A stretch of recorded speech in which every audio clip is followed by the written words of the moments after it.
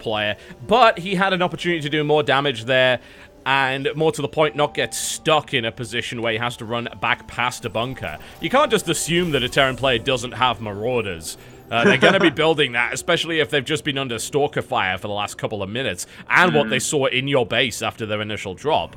So, yeah, that was a bit of a misjudgment there, I feel, from HerO. Byung realizes, of course, there's got to be a pylon around here somewhere, and he will find it here with this Marine. Oh, very good scouting there from Byung, and you know, it looks like he's just trying to get into a normal game here. Will he go for 2 more Raxes or another command center? We'll be seeing in just a moment. But as far as HerO goes, looks like he wants to go Colossus and Blink. Will he add Forges, or will this be a 2-base build? That is a good question. It would not surprise me if it was going to be a 2-base build here from HerO, based on what we've seen from him so far in this event. And, like I said, bit slow. Oh, yeah, Blink Colossus. Well, he's certainly not getting a 3rd base too soon after that. He is continuing to build probes, though, so you never know. Byung's worker count is a little low. I mean, worker skill is actually 8 to 7, just slightly in favor of Byung there, but the base was later for Byung, of course, and now he decides to get a little aggressive. But there is already an Immortal, and of course, Photon Overcharge is available, and the force field's looking pretty good. Byung electing not to evacuate those units either. He wants to keep the fire onto his opponent and use the force fields against him as the Zealots are funneled into a horrible position. Is Byung seriously going to crush this army here? Whoa, look at that. Picks off the Immortal. That Immortal was a HerO, though. He would have actually just lost so much more if not for the Immortal. But still, he just lost basically his whole army. He's only got a single Colossus as far as fighting units goes. And that's pretty rough.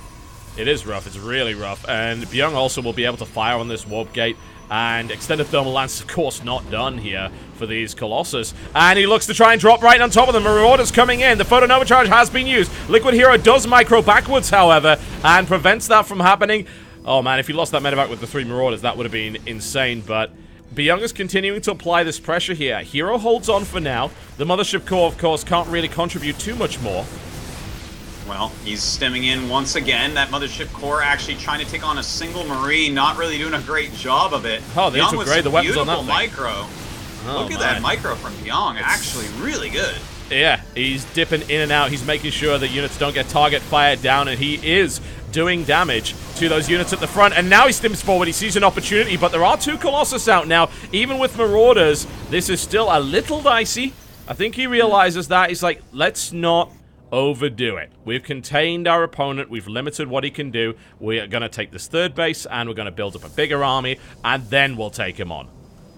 You know what? That was a great little micro war that we just saw between those two. Really showing off some high-level control, and kudos to HerO for holding it off. And good choice from Byung to decide, oh, okay, I'm definitely not going to break this guy. Time to go home and regroup. Yeah, that was a great hold from HerO. You can't take that away from him, no doubt about it. The control was great. By all rights, he would have lost another Colossus if he hadn't been able to control as well as he did. Almost baiting Byung into trying to drop on that Colossus and costing Byung every time he attempted to do that. Although, you've got to give credit to Byung as well, of course, because he was microing against things like Photon Overchargers, Colossus. It's very difficult to do. So, both players acquitting themselves very nicely here. We can have a look at the resources lost.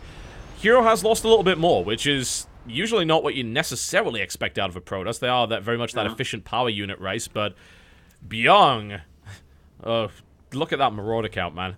It's insane. Oh, man. It's pretty crazy. He's got a really nice army, and you know what's really killing me is he has this 3rd base just mining away, whereas HerO, you know, he started it, which is nice, and yeah, he has the double forge. He's trying to go into macro play. But Byung's supply is just jumping leagues ahead. Yeah, it certainly is. Missile turret coming down. Byung's going to find that observer. HerO's going to No, there we go. I was going to say that would be embarrassing for HerO to lose his observer to that. But he pulls back slightly, so he's okay for the time being. But now HerO transitions to a part of the game that he gets fairly comfortable with, and that's the idea of, on a nice big open map, being able to start with the harass while teching behind it. Well, no Warp Prism out yet. He is trying to do something with his Stalkers, it looks like, kind of walking around, has already picked off a unit and then switched locations. But this Marauder force you were talking about earlier, look at it. It's grown. It's so huge. And this is going to be hard to deal with, even with Psystorm. Yeah, and I mean, Psystorm doesn't do that well against Marauders. It doesn't bring them down as quickly as it would Marines. It doesn't kill the units off. It'll bruise them, no doubt about that. And that was actually a missed opportunity there. HerO could have got another force field and trapped a good 4 or 5 Marauders, although Byung probably would have evacuated them with the medevacs there. But you're right, you know, Psystorm is maybe not going to work so well, and Charge is not done yet. A decent Storm is going to push Byung back. I don't think HerO wants to go back into this. He's getting into a bit of an open field here without Zealot speed, but Storms are landing, and they're landing well. Yeah, that was actually a great defense right there. I was surprised he did that well without the Zealot speed, which is just about to finish up. But Byung does get out with most of his supply, and still, he's up by 18, so that's still pretty solid. He's going to be back, and he's going to come back strong. Yeah, and if we look again at resources lost, strangely enough, Byung actually lost way more than I thought in that fight. He is now the person that has lost the most. And here comes the harass. It charges right into a supply depot, which is a little embarrassing, but the Zealots are going to take out their Rage Unit regardless. Chop that to pieces. Great placement of that supply depot, of course, because he knows that that third base is a possible run-by location. He wants to have high ground vision for potential storm from there as well, which can absolutely decimate a mineral line. It's good for HerO to pick that off. Well, Byung gonna go ahead and deal with this completely. Look how far he's going in. He's like looking for any pylons that may be up here. He knows that trying to deal with a harass like that all game is like, that's an easy way to lose. Yeah. It's an interesting composition here from HerO. He does have 3 Colossus versus only 3 Vikings. The Marauder count is, of course, very, very high. But if there's a lot of charging Zealots, these Colossus could actually do a huge amount. Yeah, and let's not forget, he hit some very nice Psystorms before. If he hits those again, plus some Colossi Beams, plus the Charge Zealots, those Marauders will just get shredded. So Byung has to take this very seriously. Yes, he does. Yes, he does. It might be a small army, but it's a scary one. Scans go down. Yeah, Byung's taking this one seriously. He wants to know what's coming. Uh-oh. Oh, but a brilliant defensive Psystorm lands exactly where it needs to. The amount of health it took out of that Bio Ball was significant. There's an Archon at the front here to tank. And suddenly, this is looking more like the HerO that we're used to. Harassment comes in, 4 Stalkers come into the top right here and pick away at this third base mineral line. And looks like he is going to have to use a blink to get down there. I don't know if that's going to keep them alive for very long, but this is going to allow him to move up the middle of the map with his army once again. But kind of interestingly, Byung has spread out some Widow Mines in the map that he's having to defuse. Most of them did die, but they did take out a Stalker and do that. Oh, the feedback from HerO is on point. I believe that was a full Marauder drop, so that was a significant hit. HerO actually took an army supply lead for a little bit there as a result, and takes a 4th too. Wow, that's really nice that he's doing that with a couple of High Templars over there. Going to be hard for Byung to cost-efficiently force a cancel.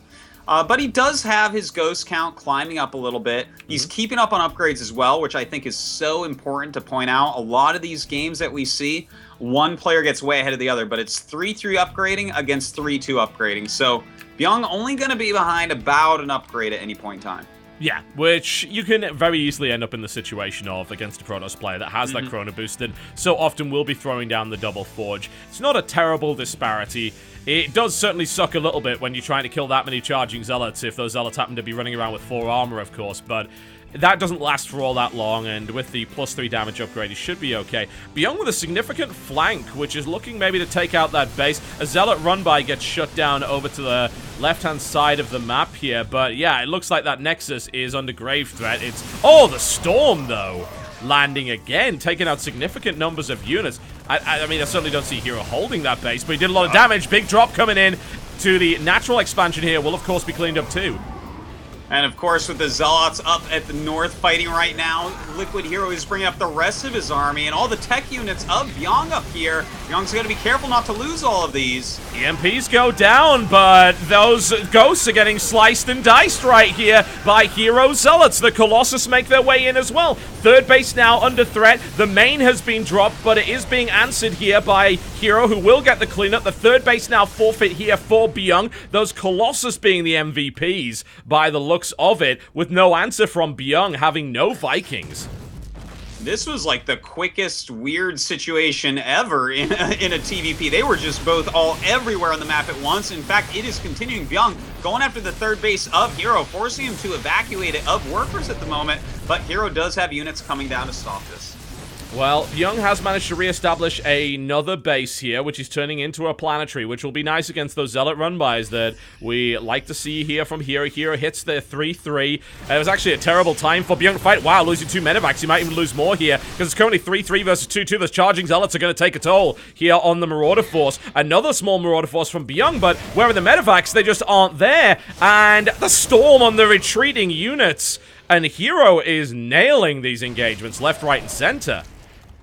Yeah, he certainly is. HerO showing us the player that we all know he can be in this game, at least. Byung having a hard time getting his economy put back together. He does have the third completely saturated once again. And some SCVs finally going down to his 4th base, which is a planetary, but HerO is on the way to try to mess that up. Yes, he is, and he eats a big Widowmine shot for his trouble. I love the...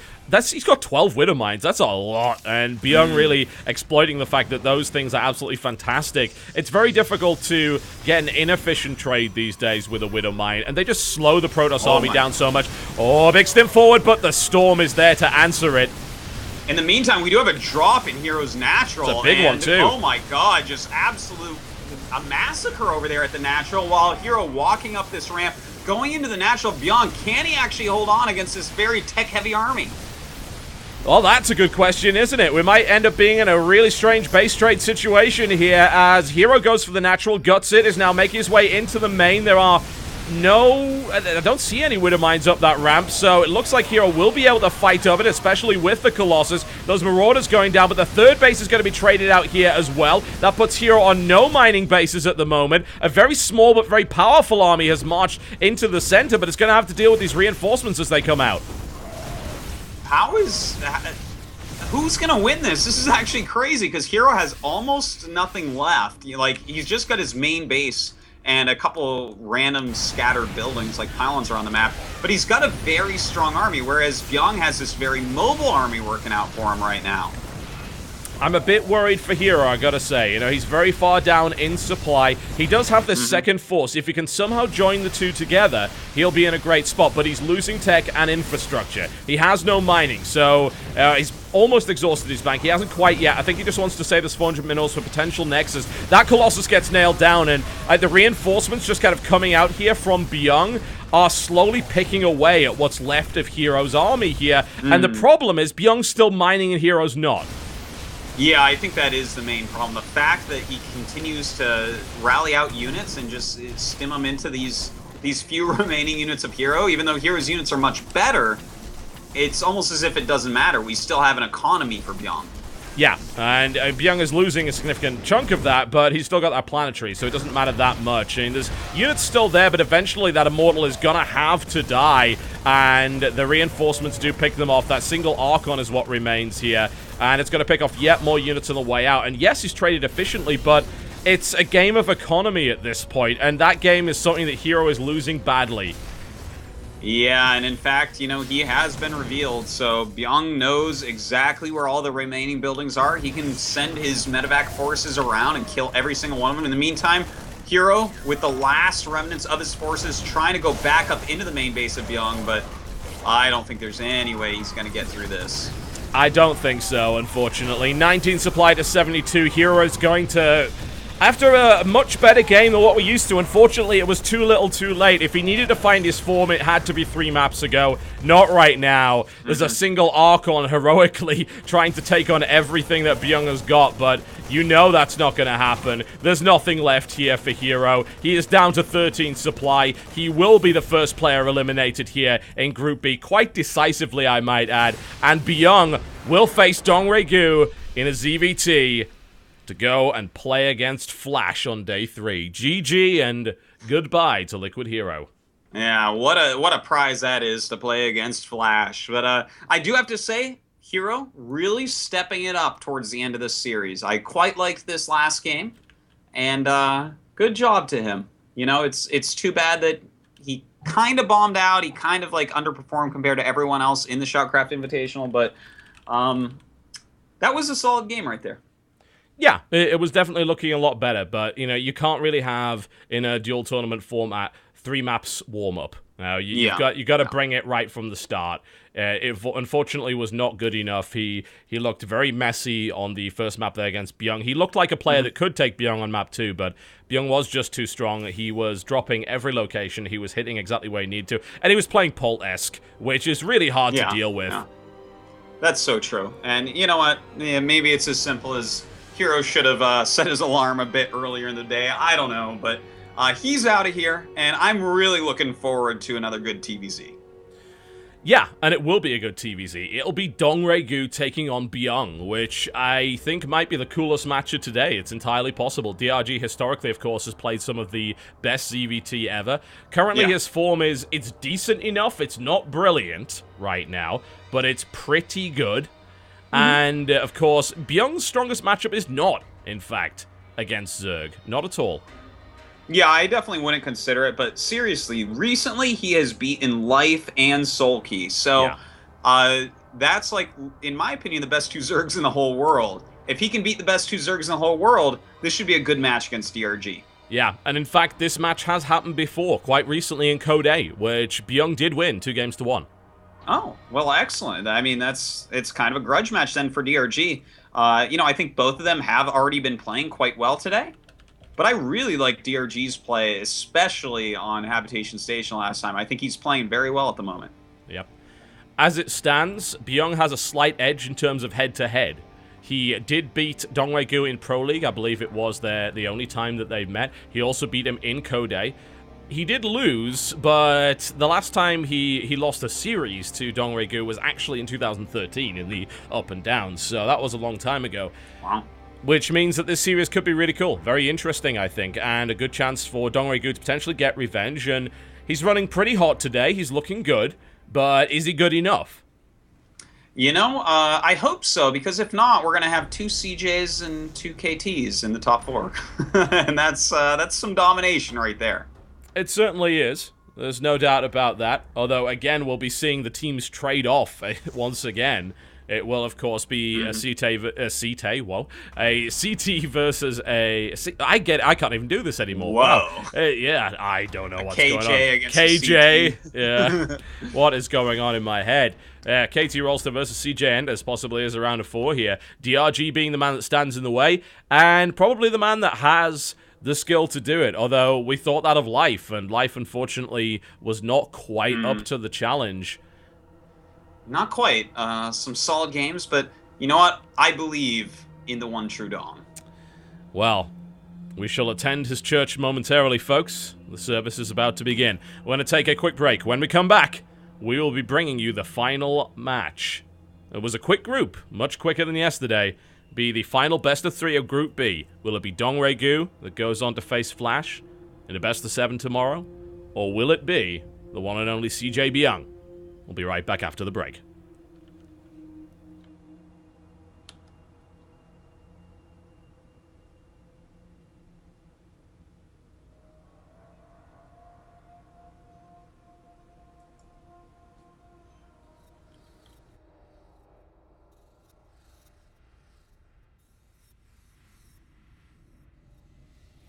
Hi, my name's John Bain, and it's my pleasure to thank Sandisk for bringing us top-notch StarCraft 2 entertainment at the Sandisk SHOUTcraft Invitational.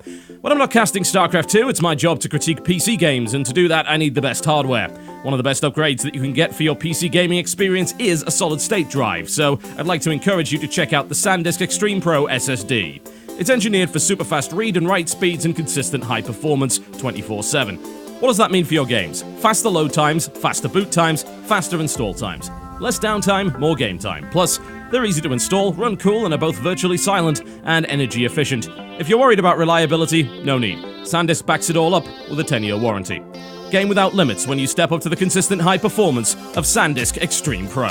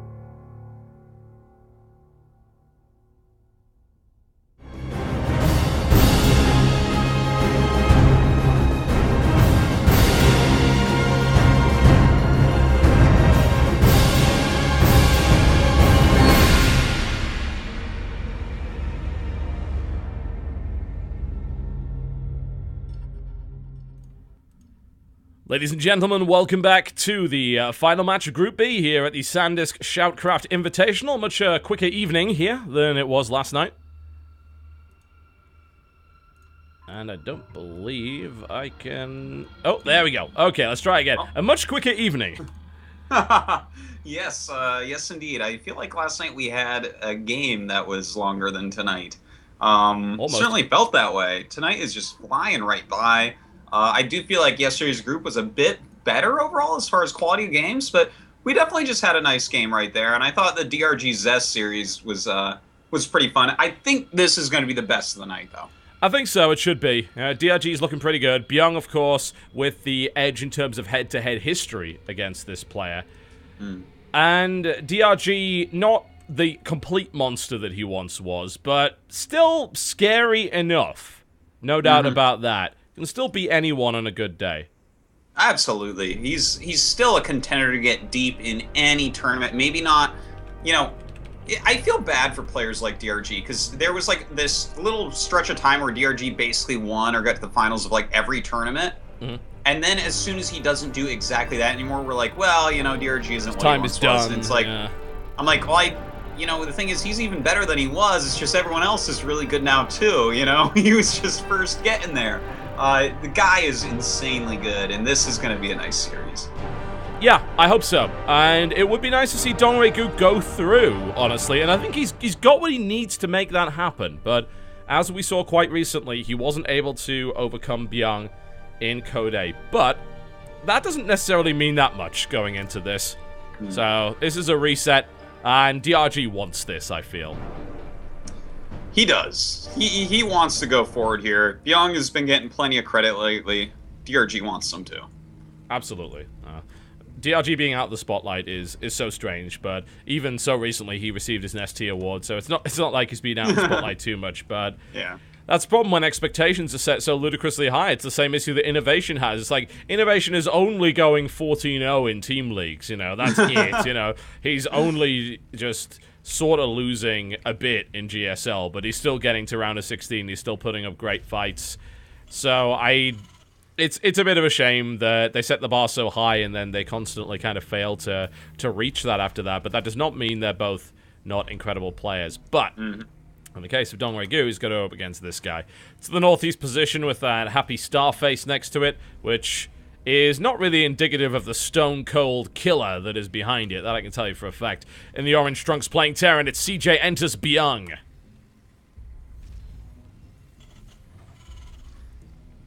And his opponent in the bottom left of our map, an amazing Zerg from MVP.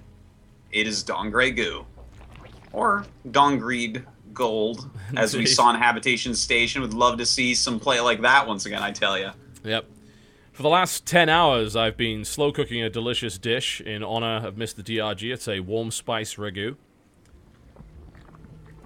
I think this is over my head. It's not an actual joke. I have been making it. For the last 10 hours, I've been slow cooking. It's been a hobby of mine that I've taken up recently.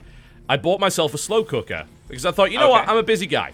I don't really have the time to do a lot of prep work. What I want to be able to do is kind of prep something in the morning, put it in the slow cooker, leave it, and then in the evening when I'm hungry, there's a meal ready for me, right? So I buy the slow cooker. And I bought some cookbooks along with it, and I got one from America's Test Kitchen. There's this one recipe I've been wanting to try out, which is a beef warm spice ragu, which is beef short rib with tomatoes, cinnamon, and things like that. And I finally got around to making it today. I thought, you know what? We've got a real Dongre-gu in this series. I'll make a ragu of my own. It will be wonderful. And I'm hoping he wins, you know, because honestly, that will be one bitter ragu that I have to eat after this broadcast is over if he doesn't win here. I'm sure DRG would want you to enjoy it either way, Totalbiscuit. I think so.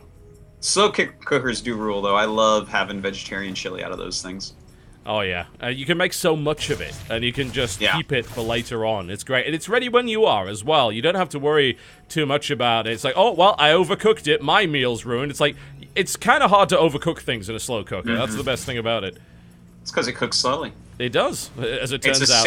It's a safe macro.